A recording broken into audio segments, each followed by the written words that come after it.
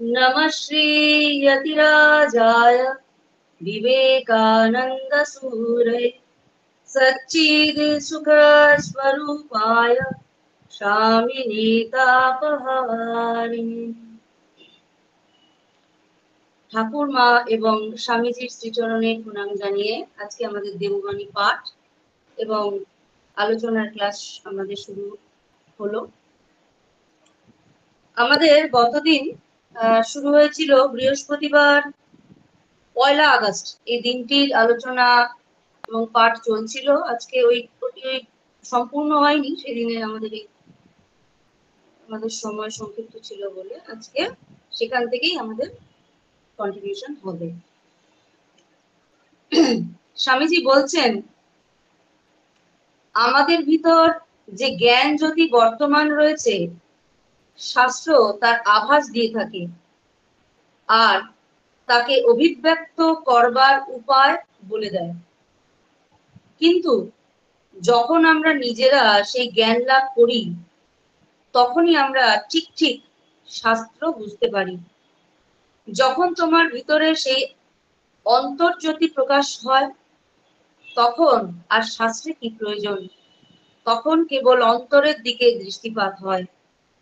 সমুদয় শাস্ত্রে যা আছে, বরং তার চেয়ে 1000 গুণ বেশি আছে। নিজের ওপর বিশ্বাস কখনো হারিও না। এ জগতে তুমি সব করতে পারো। কখনো নিজেকে দুর্বল ভেবো না, সব শক্তি তোমার ভিতর রয়েছে। স্বামীজি বলছেন,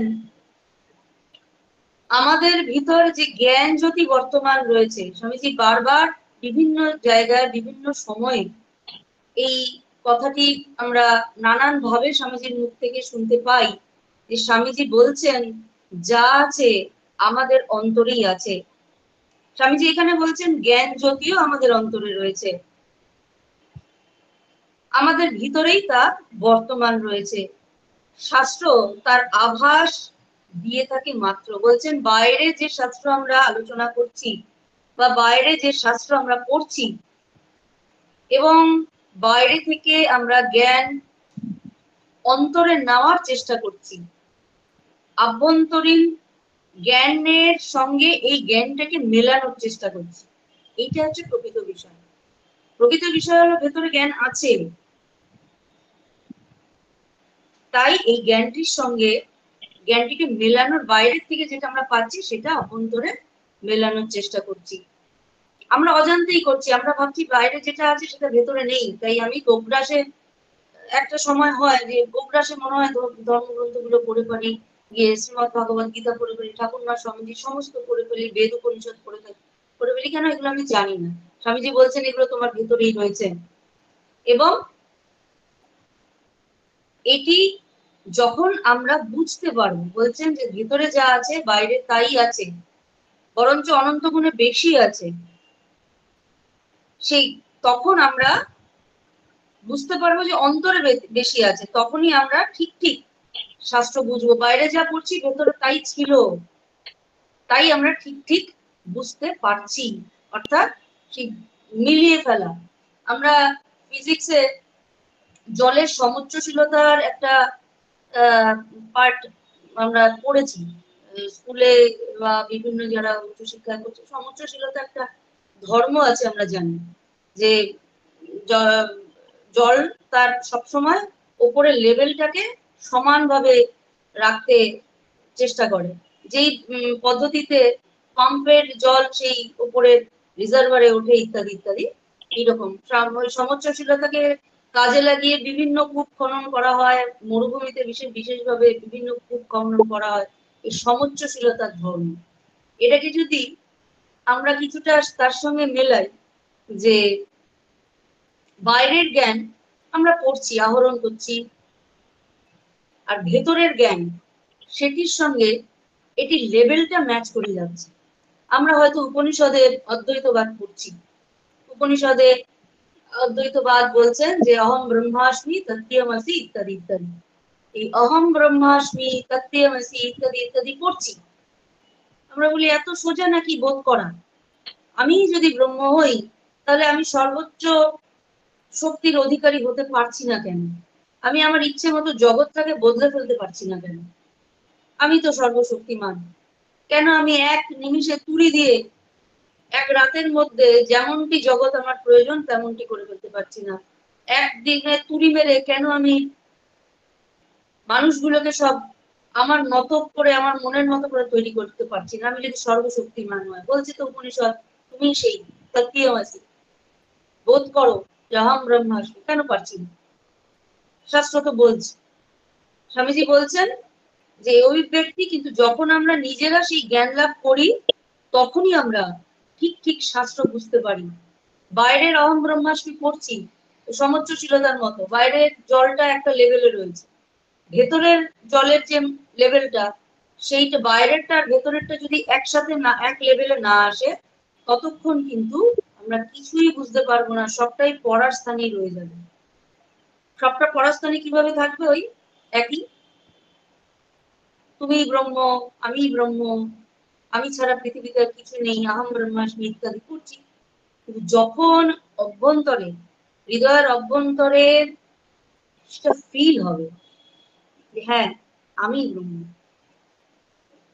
এবং সেই ফিল হওয়াটা যদিও খুব সহজ ব্যাপার নয়, কিন্তু অসম্ভব নয়। স্বামীজি বলছেন সেটা অসম্ভব নয়।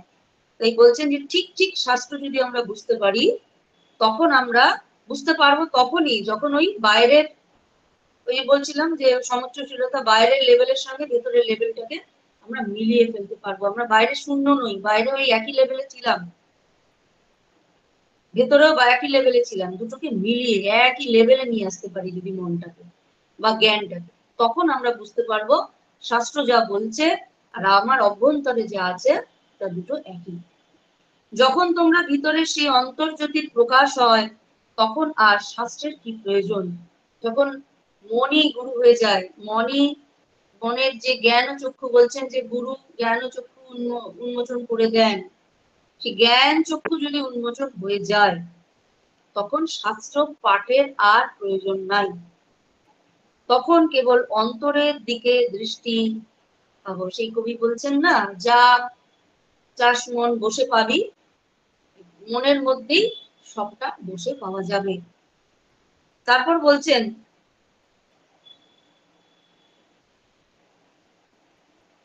সমুদয় শাস্ত্রে যা আছে, বরং তার চেয়ে হাজার গুণ বেশি আমাদের ভিতর রয়েছে। নিজের ওপর বিশ্বাস কখনো হারিও না।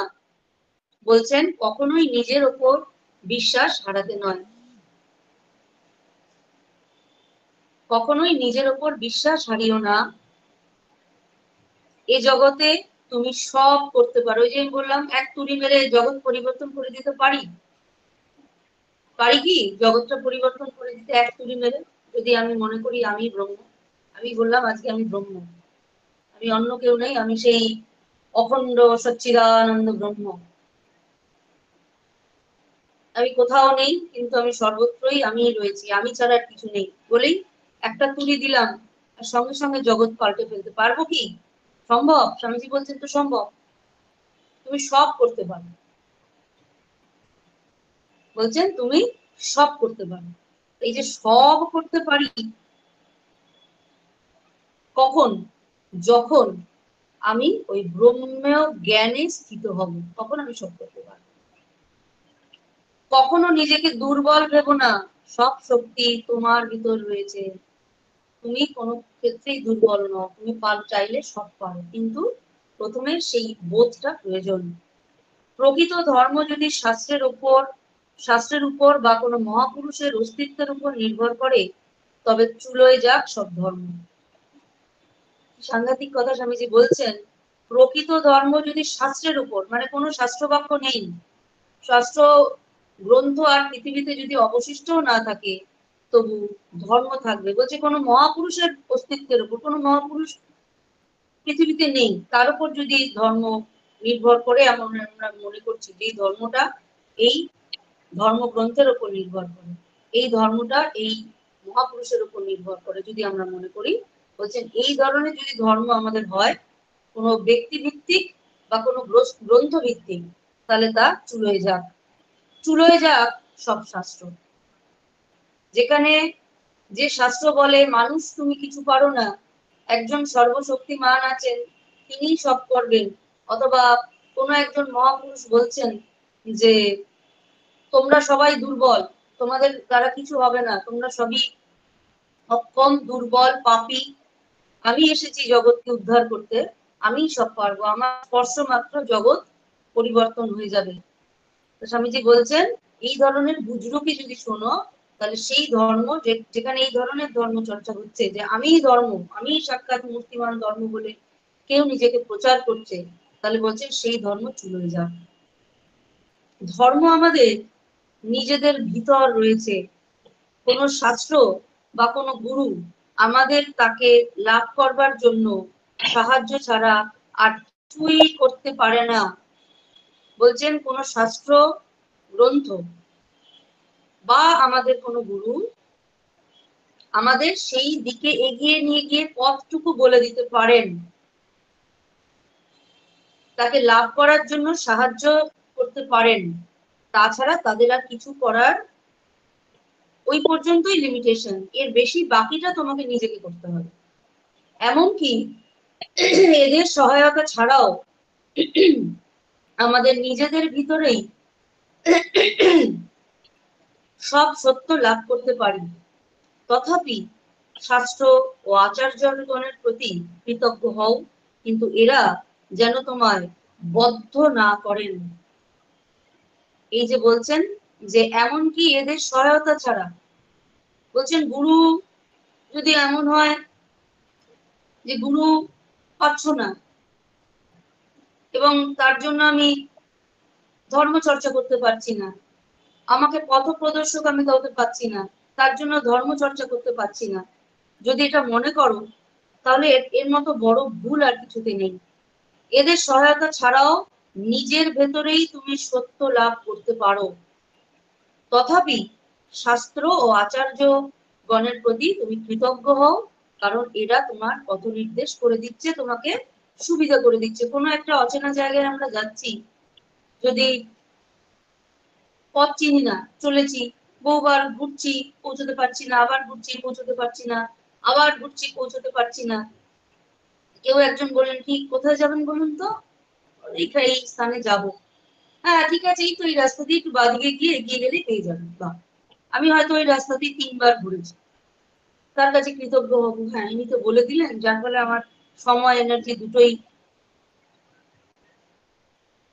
বাঁচলো, বা আমার সময়টা বাঁচলো, আমার এনার্জিটা ক্ষয় হলো না, আমি খুব তাড়াতাড়ি আমার গন্তব্যে পৌঁছে যেতে পারলাম।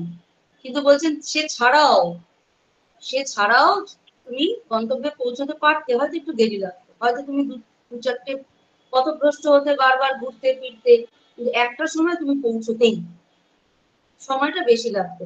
তোমার সময়টা এবং এনার্জিটা সঠিক পথ যিনি বলে দিয়েছেন তার প্রতি সেজন্য তুমি কৃতজ্ঞ থাকবে, কারণ এইটা তোমাকে বলে দিয়েছেন।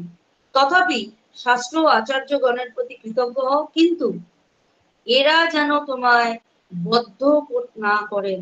বলছেন এদের দ্বারা কিন্তু তুমি বদ্ধ হয়েও না। তোমার গুরুকে ঈশ্বর বলে উপাসনা করো, কিন্তু অন্ধভাবে তার অনুসরণ করো না। বলছেন তিনি গুরু, তাকে উপাসনা করো, গুরু স্থান মস্তকে, যাকে তুমি উপাসনা করো, কারণ তিনি ছিলেন বলে তোমার যে কোনো পথ, সে জাগতিক হোক আধ্যাত্মিক হোক, যে কোনো স্থানে পৌঁছানোর জন্য গুরু প্রয়োজন। তিনি তোমার পথটাকে সহজ করে দিচ্ছেন, তিনি তোমার পথটাকে হয়তো অনেক বেশি ইজিয়েস্ট করে দিলেন, কারণ তুমি সহজে সেখান দিয়ে এগিয়ে নিতে পারে। বলছেন যে কিছু দূর হয়তো তিনি হাত ধরে এগিয়েও নিয়ে যেতে পারেন, তার জন্য তার উপাসনা করো, কিন্তু অন্ধভাবে তার অনুসরণ কখনো করো না। কারণ বুঝতে হবে তিনি গুরু ঠিকই, কিন্তু অন্ধভাবে তার ভালোটাও আমি অনুসরণ করছি, খারাপটাও অনুসরণ করব, তাহলে কিন্তু মুশকিল। এই বলছেন অন্ধভাবে তার অনুসরণ করো না, তাকে যতদূর সম্ভব ভালোবাসো, কিন্তু স্বাধীনভাবে চিন্তা করো। তিনি যদি বলেন, হয়তো এমন হতে পারে জাগতিক বিষয় বা আধ্যাত্মিক বিষয়, আধ্যাত্মিক বিষয়ের কথাই বলছি, হয়তো যেই গুরুর কাছ থেকে, গুরুকে গুরু বলে মানা হচ্ছে, তিনি আধ্যাত্মিক দিক থেকে কিছু পথ আমাদেরকে বলে দিয়েছেন, তিনি হয়তো তার মতো করে তার ইষ্টকে আরাধনা করেন। আমার ইষ্ট, তার ইষ্ট মূর্তি হয়তো তার ভালো লাগে, ওই ইষ্ট মূর্তিতেই তার সমস্ত কিছু তিনি অর্পণ করেছেন। আমার ইষ্ট মূর্তি হয়তো একটু অন্যরকম, আমার ভাবনাটা হয়তো একটু অন্যরকম, আমি আমার মতো করে আমার ইষ্ট মূর্তিতে হয়তো আমি আমার সমস্ত শ্রদ্ধা ভালোবাসা দিচ্ছি। কিন্তু সে যদি বলে যে না, তোমার ওটা নয়, তুমি এই ইষ্টমূর্তি, আমি যা ইষ্টমূর্তি করছি বা আমি যেই পথ ধরে এগোচ্ছি সেই পথ ধরে এগো। হয়তো হতে পারে যিনি গুরু, তার ভক্তির পথটা তার জন্য শ্রেয়, তিনি ভক্তি পথ ধরে এগোচ্ছেন। তোমার হয়তো কর্মের, নিষ্কাম কর্মের পথটা শ্রেয়, অথবা তোমার হয়তো জ্ঞান যোগের পথটা তোমার জন্য শ্রেয়। কিন্তু তিনি বলছেন ভক্তিযোগ, ভক্তিযোগ, জ্ঞান যোগ, এইগুলো কর্মযোগ, এক একজনের জন্য এক একটা যোগ নির্দিষ্ট থাকে এবং তার সেই পথ দিয়ে এগোলে অনেক তাড়াতাড়ি পৌঁছানো যায়। কিন্তু এমন হয়তো দেখা গিয়েছে, হয়তো গুরু তার যে নির্ধারিত পথ সেই পথে বলছেন যে এটা এটা এটা এটা করলে এইভাবে এইভাবে হয়, তুমিও সেটা শুনলে, কিন্তু তোমার পথটা হয়তো অন্য। তুমি সেই পথ দিয়ে, তোমার যেই পথটা মনে হয় তুমি পথে গেলে সহজে এগোতে পারবে, তুমি সেই পথ দিয়ে গেলে।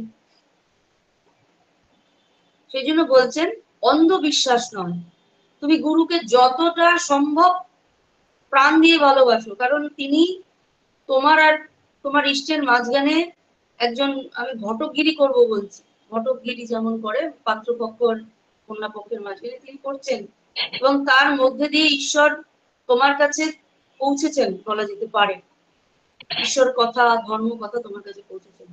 কিন্তু তিনি যেন তোমাকে বদ্ধ করতে না পারেন, কিন্তু স্বাধীনভাবে তুমি চিন্তা করো। তিনি যে পথে বলছেন সেই পথটা যে ভুল তা নয়, কিন্তু সব প্রত্যেকটা মানুষের যেমন মনোবৃত্তি আলাদা, তেমনি রুচি আলাদা, তেমনি তার সংস্কার আলাদা।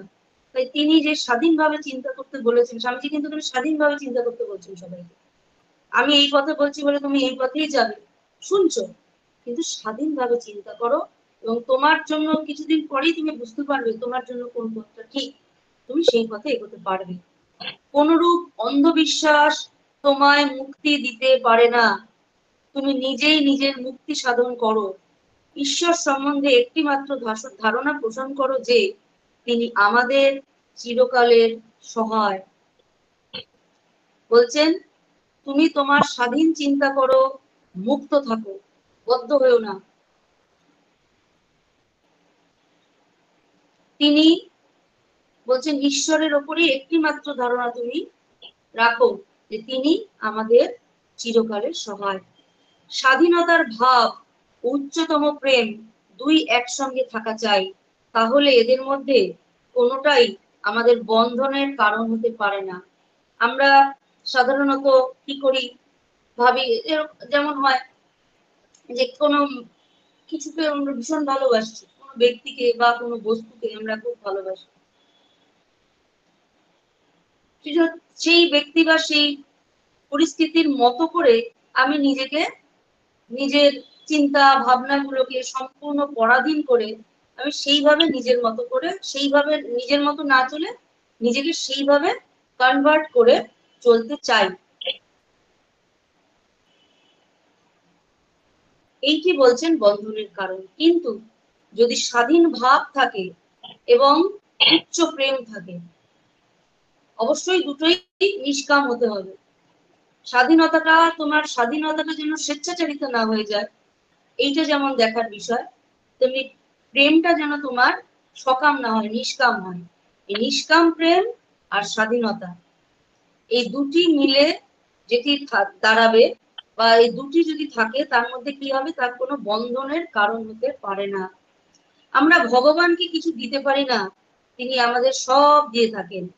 তিনি সকল গুরুর গুরু, তিনি আমাদের আত্মার আত্মা, আমাদের যথার্থ স্বরূপ। যখন তিনি আমাদের আত্মার অন্তরাত্মা, তখন আমরা যে তাকে ভালোবাসবো এ আর আশ্চর্য কি? আর কাকে বা কোন বস্তুকে আমরা ভালোবাসতে পারি? আমরা হতে চাই স্থির অগ্নিশিখা, যার তাপ নেই, ধোঁয়া নেই। যখন তোমরা কেবল ব্রহ্মকেই দেখবে, তখন আর কার উপকার করতে পারবে? ভগবানের তো আর উপকার করতে পারবে না। তখন সব সংশয় চলে যায়, সর্বত্র সমত্ব ভাব এসে যায়। যদি তখন কারোর কল্যাণ করো, তো নিজেরই কল্যাণ করবে। এইটি অনুভব করো যে দান গ্রহীতা তোমার চেয়ে বড়। তুমি যে তুমি যে তার সেবা করছো, তার কারণ তুমি তার চেয়ে ছোট। এই নয় যে তুমি বড় আর সে ছোট। গোলাপ যেমন নিজের স্বভাবেই সুগন্ধ বিতরণ করে, আর সুগন্ধ দিচ্ছে বলে সে মোটেই টের পায় না, তুমিও সেই ভাব দিও। এক অসাধারণ ভাবের কথা স্বামীজি এখানে বলছেন। অসাধারণ ভাব, যা এর আগে এইরকম ভাবে হয়তো কেউ এই ভাবের প্রকাশ কখনো করতে পারেনি, পরবর্তী ক্ষেত্রেও করতে পারেনি। উনি বলছেন গোলাপ হতে। এই যে বলছেন যে তুমি যখন তুমি আমাদের অন্তরাত্মায় যিনি আছেন, তাকেই আমি সব থেকে বেশি ভালোবাসবো, এর থেকে আর আশ্চর্য কি? কিন্তু ভগবানের উপকার আমরা করতে পারি না। আমরা ভাবি এই তো আমি সেবা কাজ করছি, এই তো আমি মঠ মিশনে ভলেন্টিয়ারি করছি, এই তো আমি আশ্রমে ভলেন্টিয়ারি করে এত কাজ করে আসছি, তাতে ভগবানের উপকার করছি। বেসিক্যালি ভগবানের কাজ করছি এবং ভগবানের উপকার করছি। বেসিক্যালি সেটা আমরা নিজেদের কাজ করছি। ভগবানের উপকার আমরা করব কি, আর ভগবানের কাজই বা আমরা করব কি? তিনি তো আমাদের সব দিয়েই রেখেছেন। আমরা ধন্য যে তিনি তার কিছু কাজ আমাদের দিয়ে করিয়ে নিয়ে আমাদেরকে ধন্য করছেন। কত মানুষই তো এই সুযোগ পায় না। কত মানুষই তো ঠাকুরমা স্বামীজির চর্চার সুযোগটাও পায় না, বৃথা সময় নষ্ট করে চলেছে। কত মানুষই তো নিজের ভেতরে যিনি আছেন তার কোনো হদিশই জানতে পারে না, শুধু বাইরে পড়াশুনো খুঁজে বেড়ায়, কোথায় পাবো, কোথায় পাবো, কোথায় পাবো। তাই বলছেন যে আমরা অগ্নিশিখা হতে চাই, যার তাপ থাকবে কিন্তু ধোঁয়া থাকবে না। যখন আমরা কেবল ব্রহ্মকেই দেখবো, তখন আর কার উপকার করতে পারবো? সম্ভব নাকি কারোর উপকার করা? তিনি যদি আমি হয়ে আছি, আমি যদি তিনি হয়ে আছি, তাহলে আমি বলে তো কিছু নাই। তিনি আছেন, তিনি গড়ছেন, তিনি ভাঙছেন, তিনি কাজ করছেন, তিনি কাজ পণ্ড করছেন, তিনি সব করছেন, তো আমি কোথায় সেখানে? এই ভাবটা যদি আসে, আমি তার কাজ করছি, আমি এত দান করছি, আমি এই এই রিলিফ করে এসেছি, হ্যাঁ এইখানে এইগুলো করে এসেছি, আমি সেখানে কোথায়? তিনি বন্যা আনছেন, তিনি রিলিফ করছেন, তাহলে সেখানে আমিটা কোথায়? আমরা তো নেই। তাহলে বলছে এই যে তাহলে আমি আছি, এই যে আমি দিব্যি একটা গোটা বসে বসে কথা বলছি, আমি বসে বসে শুনছি, এই যে ধর্ম চর্চা করছি, তাহলে সেই আমিটা কোথায়? এই আমিটা হচ্ছে বাহ্যিক আমি, বা জীবাত্মা অনেকে বলা হয়ে থাকে, জীবাত্মা আমি। আমার অভ্যন্তরে তিনিই রয়েছেন। তাহলে আমি আবার এই ভলেন্টিয়ারি সার্ভিস দিচ্ছি, আমি আবার গিয়ে আশ্রমের সেবা করে আসছি, আমি আবার মানুষের কে এত এত দান করছি, আমি এই বিপদের সময় তার পাশে দাঁড়িয়েছিলাম, ইত্যাদি ইত্যাদি, এগুলো আসবে না। বলছেন তুমি যদি, যখন তোমরা কেবল ব্রহ্মকেই দেখবে, তখন আর কার উপকার করতে পারবে? মানে তুমি কার উপকার করতে পারো? ব্রহ্মই ব্রহ্মের উপকার করছে, ভগবানের তো আর উপকার করতে পারো না।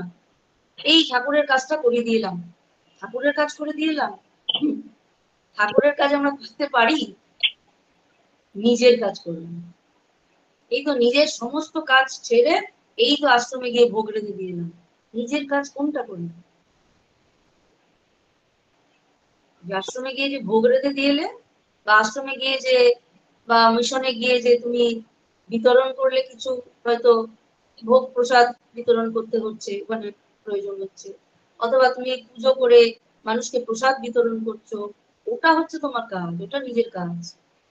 ঠাকুরের কাজ করেছি, মায়ের কাজ করেছি, এই কথাগুলো আমরা ভুল বলি, বোকার মতো কথা বলি। তার উপকার আমরা করবো কি? তিনি কাজ করতে দিয়ে আমাদের উপকার করছেন, সদা সর্বদা করে চলেছেন। তখন এই বলছেন যে ভগবানের তো আর উপকার করতে পারবো না, তখন সব সংশয় চলে যায়, সর্বত্র সমত্ব ভাব আসে। যদি তখন কারোর কল্যাণ করো তো নিজেরই কল্যাণ করবে জেনো, তুমি নিজেরই কল্যাণ করছো। এইটি অনুভব করো যে দান গ্রহিতা তোমার চেয়ে বড়, যিনি দান নিয়ে তোমাকে ধন্য করছেন তিনি তোমার থেকে বড়। তুমি যে তার সেবা করছো তার কারণ তুমি তার চেয়ে ছোট, তাই তুমি তার সেবা করছো, এ নয় যে তুমি বড় আর সে ছোট। তারপরে যে উদাহরণটা স্বামীজি দিচ্ছেন যে গোলাপ যেমন নিজের স্বভাবেই সুগন্ধ বিতরণ করে, সে জানেও না সে সুগন্ধ বিতরণ করছে, কিন্তু সুগন্ধ সে ছড়িয়ে ফেলছে, সে মোটেই টের পাচ্ছে না সে সুগন্ধ ছড়াচ্ছে। তুমিও সেইভাবে সেবা কাজ করে যাও, সেইভাবে দান যদি তোমার করতে হয় সেটা করে যাও, সেইভাবে ভাবিত হয়ে থাকো। মানে তুমি সেই স্বরূপ হয়ে যাও, ব্রহ্ম স্বরূপ হয়ে যাও। তখন সেখান থেকে তোমার সুগন্ধ ছড়াচ্ছে, তোমার রূপের ছটা ছড়াচ্ছে, তোমার সেবা ছড়িয়ে ছড়িয়ে পড়ছে, তোমার আশীর্বাদ চারিদিকে ছড়িয়ে পড়ছে, তোমার ভালোবাসা তোমার স্নেহ ছড়িয়ে পড়ছে, সেগুলো তোমার ভাবতেই হবে না, বলছেন গোলাপ হয়ে যাও। সেই মহান হিন্দু সংস্কারক রাজা, এবার রামমোহনের কথা স্বামীজি ওখানে বলছেন, সেই মহান হিন্দু সংস্কারক রাজা রামমোহন রায় এইরূপ নিঃস্বার্থ কর্মের এক অদ্ভুত দৃষ্টান্ত। তিনি তার সমুদয় জীবনটা ভারতের সাহায্য কল্পে অর্পণ করেছিলেন। তিনি সতীদাহ প্রথা বন্ধ করেন। সাধারণত লোকের বিশ্বাস এই সংস্কার কার্য সম্পূর্ণরূপে ইংরেজদের দ্বারা সাধিত, কিন্তু প্রকৃতপক্ষে তা নয়। রাজা রামমোহন এই প্রথার বিরুদ্ধে আন্দোলন আরম্ভ করেন এবং একে রহিত করবার জন্য গভর্নমেন্টের সহায়তা লাভ করতে কৃতকার্য হন। যতদিন না তিনি আন্দোলনের আরম্ভ করেছিলেন ততদিন কিন্তু ইংরেজেরা কিছুই করেনি। তিনি ব্রাহ্ম সমাজ নামে বিখ্যাত ধর্ম সমাজও স্থাপন করেন। আরেকটি বিশ্ববিদ্যালয় স্থাপনের জন্য তিনি 3 লক্ষ টাকা চাঁদা দেন। তিনি তারপর সরে এলেন এবং বললেন, আমাকে ছেড়ে তোমরা নিজেরাই এগিয়ে যাও। তিনি নাম যশ একদম চাইতেন না, নিজের জন্য কোনো রূপ ফলাকাঙ্ক্ষা করতেন না। এই যে নিষ্কাম কর্মের এক সর্বোৎকৃষ্ট একটি নিদর্শন, একটা জীবন স্বামীজি এখানে উল্লেখ করছেন।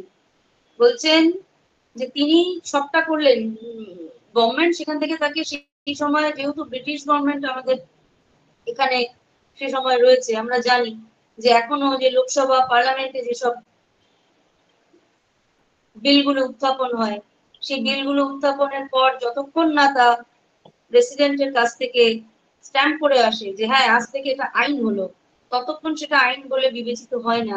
সেই সময় সেটাই ছিল যে সতীদাহ প্রথা বন্ধ হোক, এইটার আন্দোলনটা তিনি শুরু করেছিলেন। তিনি দেখেছিলেন যে ছোট ছোট কুচি কুচি মেয়েদেরকে একেবারে ধর্মের নামে, ভুল কুসংস্কারের নামে বলা যেতে পারে, ধর্মের নামে অর্থের লোভে তাদেরকে জ্যান্ত চিতায় তুলে দেওয়া হচ্ছিল। মানে কি সাংঘাতিক একটা মর্মান্তিক বিষয়, এবং সেটা সব উল্লাসের সঙ্গে সেটা করা হতো। নিষ্পাপ একটি জীবনকে শেষ করে দেওয়া হতো, সে দগ্ধে দগ্ধে শেষ হতো। সেই দেখে তার কোমল হৃদয় সহ্য হয় করতে পারেনি। অনেকেই তো দেখেছিলেন সে সময়, কিন্তু তিনি সেই সময় আন্দোলন শুরু করেন এবং যতক্ষণ না ইংরেজ সরকার এটি বন্ধ হওয়ার উপর স্ট্যাম্প করে দিলেন, এটাকে আইনে পরিবর্তন না করে দিলেন, ততক্ষণ তিনি কিন্তু করে গেলেন, ততক্ষণ তিনি সেই আন্দোলন চালিয়ে গেলেন। ব্রাহ্ম সমাজ নামে বিখ্যাত একটি ধর্ম সমাজ তিনি স্থাপন করলেন, একটি বিশ্ববিদ্যালয় স্থাপন করলেন। তার জন্য সেই সময়কার 3 লক্ষ টাকা মানে আজকে আমরা ভাবতে পারি না কতটা তার মূল্য, চাঁদা দিলেন। কারণ দেশের ছেলেমেয়েরা পড়াশোনা করুক, তারা প্রকৃত জ্ঞান লাভ করুক, প্রকৃত ডিগ্রি তারা লাভ করুক। তারপর তিনি কি করলেন, সমস্তটা করে সরে এলেন। একদম পদ্ম পাতায় যেমন জল সব রয়েছে কিন্তু তার গায়ে কোন রকম কলুষতার মৃত্যু হয় না বা সেই পদ্ম পাতার সঙ্গে মিশে যায় না, ঠিক সেইভাবে তিনি সরে এলেন। সরে এসে বললেন, তোমরা আমাকে ছেড়ে দাও, কারণ পথ আমি বলে দিয়েছি, পথ আমি দেখিয়েও দিয়েছি। এবার বাকি হাঁটাটা তোমাদের হাঁটতে হবে, তোমরা এগিয়ে যাও।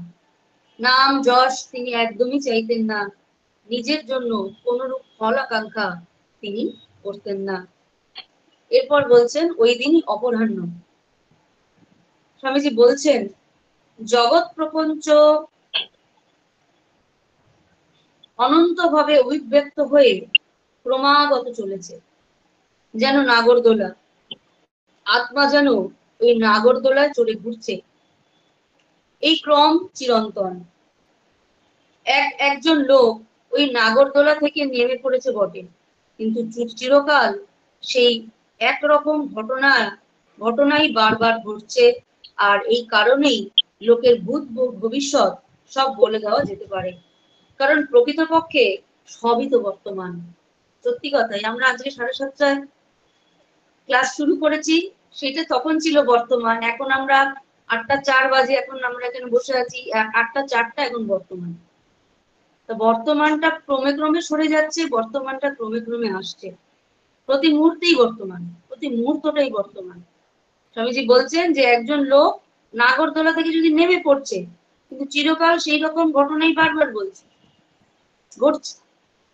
যুগের পর যুগ আসছে, আমরা জানি বিভিন্ন যুগের পর যুগে ধর্মের যখন গ্লানি এসেছে, তখন অবতার এসছেন সেই ধর্মকে প্রতিষ্ঠা করতে। নানান সময় আমরা দেখেছি প্রতি ক্ষেত্রেই নেগেটিভ এবং পজিটিভ এই দুটো শক্তি প্রত্যেক যুগে কাজ করছে নাগরদোলার মধ্যে। কোনো সময় মনে হচ্ছে নেগেটিভই তো বেশ, তারাই তো বেশ ভালো আছে, বেশ সুন্দর, খুব আনন্দে আছে, সুখে আছে, প্রাচুর্যে আছে, বিলাসিতায় আছে, ভোগে আছে, সবকিছুতে বেশ তো দিব্যি চলছে। কিন্তু যারা ঈশ্বরমুখী, যারা ঈশ্বরের আরাধনা করে, তাদের উপর অত্যাচারের কোনো শেষ নেই। কিন্তু একটা সময় সেই নেগেটিভ যে বিষয়টি, সেটি সম্পূর্ণরূপে ধূলিসাৎ হয়ে গিয়েছে এবং সেখানে সত্য নিষ্ঠা সেটারই প্রতিষ্ঠা হয়েছে। তাই বলছেন যে নাগরদোলা থেকে অনেক সময় আমরা নেমে পড়ি, চিরকাল এই ঘটনায় ঘটছে। তা আমরা বলতে পারি যখনই কোন ভূত ভবিষ্যৎ বলতে পারি, কারণ আমরা জানি এটারই পুনরাবৃত্তি হবে। প্রতি মুহূর্তটাই বর্তমান। যখন আত্মা একটা শৃঙ্খলের ভিতর এসে পড়ে, তখন তাকে সেই শৃঙ্খলের যা কিছু অভিজ্ঞতা তার ভিতর দিয়ে যেতে হবে।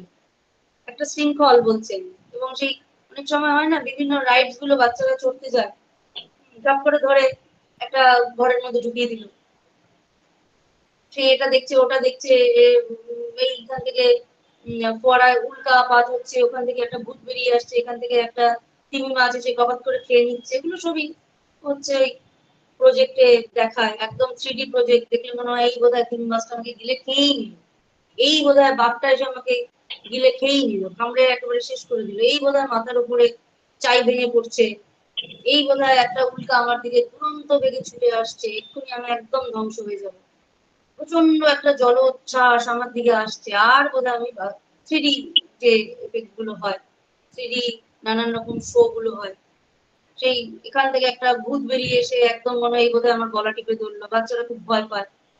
এটা অদ্ভুত রকমের আনন্দ আছে।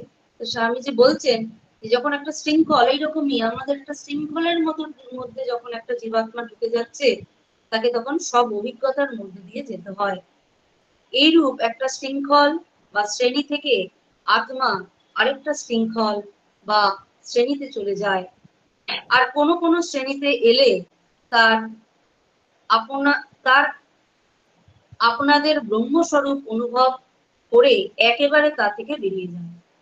বলছে একটা সময় এই শৃঙ্খল গুলো পার করে যখন আরেকটা শৃঙ্খলে পৌঁছয়, তখন নিজের ব্রহ্মস্বরূপকে, নিজের আত্মস্বরূপকে সে প্রতিষ্ঠিত হয় সেই আত্মস্বরূপে, এবং তখন সেই শৃঙ্খল ছেড়ে বেরিয়ে যায়। এইরূপ শ্রেণীর ঘটনা পরম্পরায় একটি প্রধান ঘটনাকে অবলম্বন করে সমুদয় ঘটনা শৃঙ্খলাটাই টেনে আনা যেতে পারে, আর তার ভিতরে সমুদয় ঘটনায় যথাযথ পাঠ করা যেতে পারে। এই শক্তি সহজেই লাভ করা যায়, কিন্তু এতে বাস্তবিক কোনো লাভ নেই। আর এই শক্তি লাভের সাধনায় আমাদের সমপরিমাণ আধ্যাত্মিক শক্তি ব্যয়িত হয়ে যায়। সুতরাং ওসব বিষয়ে চেষ্টা করো না, ভগবানের উপাসনা করো। এখানে স্বামীজি বলছেন যে এই যে নানা রকম ঘটনা পরম্পরা আসছে যাচ্ছে, এগুলো ভবিষ্যৎ দেখতে পাচ্ছি, অতীত দেখতে পাচ্ছি, অতীতে কি হয়েছিল চোখ বন্ধ করে দেখতে পাচ্ছি, ভবিষ্যতে কি হবে দেখতে পাচ্ছি, বলে দেবো এই এই ঘটনা ঘটবে তোমার জীবনে, ওই ওই ঘটনার মধ্যে দিয়ে তুমি যেতে পারবে।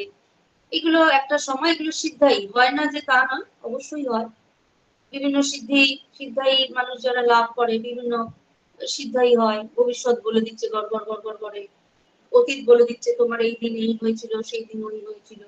স্বামীজি বলছেন ওসবের মধ্যে বিশেষ গিয়ে তোমার কিছু লাভ নেই, বাস্তবিকই কোনো তোমার লাভ নেই। কারণ তোমার ভবিষ্যৎ যে বলে দিতে পারছে, সে তোমার ভবিষ্যৎটা বদলে দিতে পারবে না, কিন্তু বলে দেবে এই এই এই হবে, হ্যাঁ ভালো কথা হবে, কিন্তু সে কি তোমার ভবিষ্যৎটা যদি খারাপ কিছু থাকে তোমার বদলে দেওয়ার ক্ষমতা কি তার আছে? সে বদলে দেওয়ার ক্ষমতা তার নেই। বদলে দেওয়ার ক্ষমতা একমাত্র যিনি সৃষ্টিকর্তা তার আছে।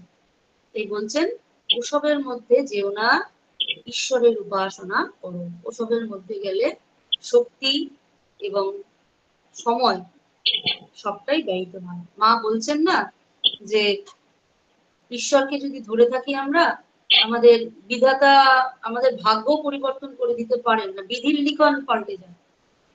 বিধির লিখন কে পাল্টাতে পারেন? যিনি লিখেছেন তিনিই একমাত্র পাল্টাতে পারেন। ভবিষ্যৎ অতীত দেখে এই হবে, ওটা করো সেটা করো, পাল্টানোর ক্ষমতা আমাদের নেই। যতক্ষণ আমরা আমাদের স্বরূপে স্থিত না হচ্ছি ততক্ষণ সেই ক্ষমতা আমাদের নেই। যিনি যিনি যাকে ধরে আমরা আছি, তিনি বিধি যিনি লিখেছেন, সেই বিধি একমাত্র বিধির বিধানকে পাল্টাতে পারেন। বলছেন যে তুমি সমপরিমাণ আধ্যাত্মিক শক্তি ব্যয় করবে যদি ওসবের মধ্যে যাও। সুতরাং ওসব বিষয়ে চেষ্টা করো না। শেষে যেটা বলছেন, ভগবানের উপাসনা করো। এরপর উপাসনা চলে সম্পূর্ণ ভক্তি যোগের দিকে তাদের মনটাকে কনসেন্ট্রেট করে দিলেন স্বামীজি। কারণ ভক্তি যোগ হলো কলির শ্রেষ্ঠ যোগ। এই যোগটাকে ধরেই কলিতে সর্বশ্রেষ্ঠ আমরা সর্বশ্রেষ্ঠ ভাবে এগোনোর সুবিধা রয়েছে। নিষ্কাম কর্মযোগ তো আছেই, জ্ঞান যোগও আছে, কিন্তু ভক্তি যোগ খুব সুন্দর একটি দিক, যেখানে ভগবানের সঙ্গে ভক্তের একটা রিলেশনশিপ গড়ে ওঠে, যেখানে একটা সুন্দর সম্পর্ক তৈরি হয়ে যায়। তাই বলছেন ভগবানের উপাসনা করো। এখানে কিন্তু স্বামীজি বলছেন না যে তুমিই ভগবান, এবার বলছেন ভগবানের উপাসনা করো। তোমার মধ্যে যিনি আছেন, তিনি যে আছেন সেটি বোঝার জন্য উপাসনা করো। আজকে এই পর্যন্ত। নেক্সট দিন আমাদের শুক্রবার 2রা আগস্ট, এই দিন থেকে আলোচনা শুরু হবে। যদি কারোর তোমাদের কিছু প্রশ্ন থাকে করতে পারো। এতক্ষণ আমরা মাতাজির মুখে স্বামীজির দেববাণী পাঠ ও আলোচনা শ্রবণ করলাম ও সমৃদ্ধ হলাম। এখন মাতাজির কাছে কোনো প্রশ্ন থাকলে আপনারা নিবেদন করতে পারেন। প্রণাম মাতাজি। বলছি যে এখানে একটা প্রশ্ন মনে আসছে যে আপনার ওই 128 পৃষ্ঠায় যেখানে বলছেন স্বাধীনতার ভাব ও উচ্চতম প্রেম দুই একসঙ্গে থাক চাই, তাহলে এর মধ্যে কোনোটাই আমাদের বন্ধন কারণ হতে পারে না। থাকা চাই তাহলে আমাদের কোনোটা বন্ধের কারণ হতে পারে না। তা এখানে স্বাধীনতার ভাব হচ্ছে স্বাধীনভাবে তাকে ভালোবাসো, চিন্তা করো। উচ্চতর প্রেম বলতে কি বোঝাচ্ছে মাতাজি এখানে? উচ্চতম প্রেম নিষ্কাম প্রেম। আমি যদি তাকে ভালোবাসি পরিবর্তে এটা পাবো। হ্যাঁ, আচ্ছা আচ্ছা, নিষ্কাম। নিষ্কাম প্রেম, যে তিনি তাকে আমি ভালোবাসি কারণ ভালোবাসার জন্য ভালোবাসি তাকে, তার এই গুণটা আছে বলে তাকে ভালোবাসি, তার ওইটা আছে বলে আমি ভালোবাসি, তার সেইটা আছে বলে আমি ভালোবাসি, এটা নয়। তাকে আমি ভালোবাসি কারণ ভালোবাসি, এই এই ভাবটা যদি থাকে, আর তার নানান দোষ থাকলেও যে তাকে দোষ রইলো আমি তাকে ঘৃণা করি, তা নয়। তাকে আমি ভালোবাসছি সেটা আমার ইচ্ছা। এবার সে তার দোষ গুণগুলো আমার মতো মনের মতো করে করলেও কি না করলেও কি তাকে আমি ভালোবাসছি, এবং এই ভালোবাসাটা যেন কখনো বন্ধনের কারণ না হয়, যে আমার ভালোবাসা পেতে গেলে তোমাকে এটা করতে হবে। এইটাকে বলছে উচ্চতম নিষ্কাম্য আর স্বাধীনতা। সে আমাকে ভালোবাসে বা আমি তাকে ভালোবাসি বলে আমার আত্মমর্যাদা বোধ, আমার চিন্তা, আমার সমস্ত রকমের আত্মশ্রদ্ধা সবটাই তার চরণে দিয়ে দেব, এবং সে আমাকে পুতুলের মতো নাচাবে, তার কথায় আমি উঠবো আর বসবো, নাদিক স্বাধীন চিন্তা ভাবনার লোকে ছেড়ে দেবো, সেটা যেন না হয়। এই স্বাধীনতাটা বলছেন। বুঝলাম মাতাজি। এটা কিন্তু খুব প্র্যাকটিক্যাল, জাগতিক বিষয়েও বলছেন, শুধু আধ্যাত্মিক বিষয়ে নয়।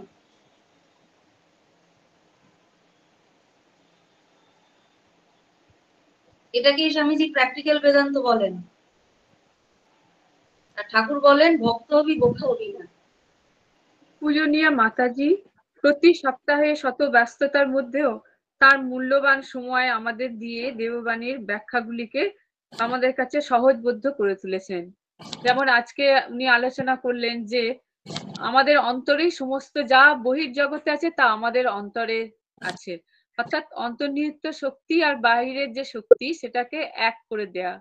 আর একটা যেমন উনি বললেন যে নিষ্কাম কর্ম, যেমন রাজা রামমোহন রায় সমস্ত কিছু করেছেন সমাজ সংস্কারের জন্য, সবকিছু করেছেন, কিন্তু তার মধ্যে কোনো তিনি নিষ্কাম ভাবে সবকিছু করে গেছেন।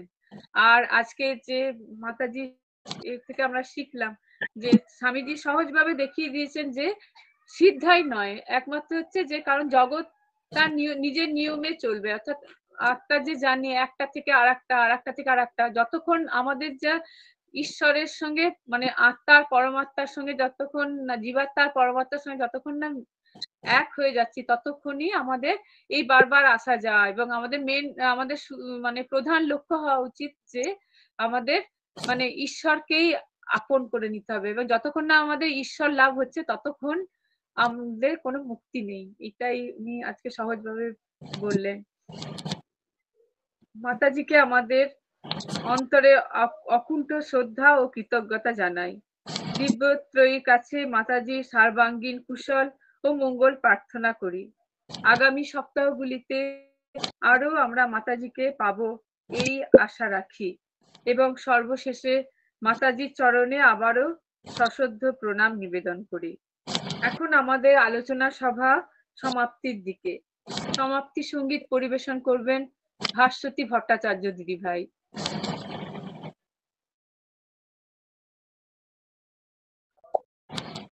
মাতাজি প্রণাম নেবেন। ঠাকুর মা স্বামীজির চরণে আভূমিলুণ্ঠিত প্রণাম জানিয়ে স্বামীজির একটি বিশেষ প্রিয় গান নিবেদন করছি। প্রভু मैं गुलाम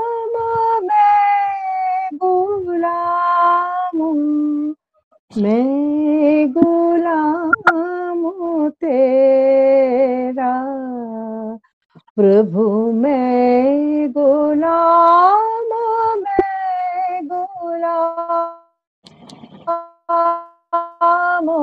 मैं गुलाम तेरा तू तू दीवाने तू दीवाने तू दीवाने तू दीवान मेरा प्रभु मैं गुलाम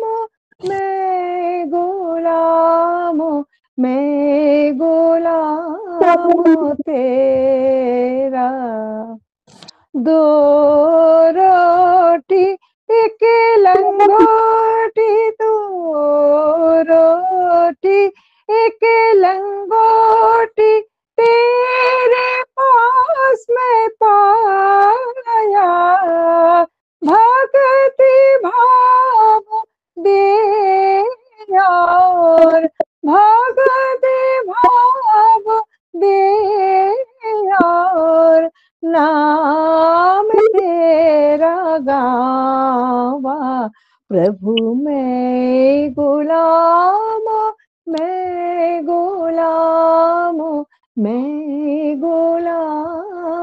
तेरा। तू दीवान मेहरबान, तू दीवान मेहरबान, नाम तेरा मीरा। तू दीवान मेहरबान, नाम तेरा मीरा। अब की बार दे दीदार, अब की बार दे दीदार, मेहर कर फकीरा। प्रभु मैं गुलाम, मैं गुलाम, मैं गुलाम तेरा। तू दीवान मेहरबान, तू दीवान मेहरबान, नाम तेरा बरेया। दास कबीर शरण में आया, दास कबीर शरण में आया, चरण लगे करैया। प्रभु मैं गुलाम, मैं गुलाम, मैं गुलाम तेरा। तू दीवाने, तू दीवाने, तू दीवाने, तू दीवाने, तू दीवान मेरा। प्रभु मैं गुलाम, मैं गुलाम, मैं गुलाम तेरा। জয় ঠাকুর, জয় মা, জয় স্বামীজি। মাতাজি আমার প্রণাম গ্রহণ করবেন। জয়।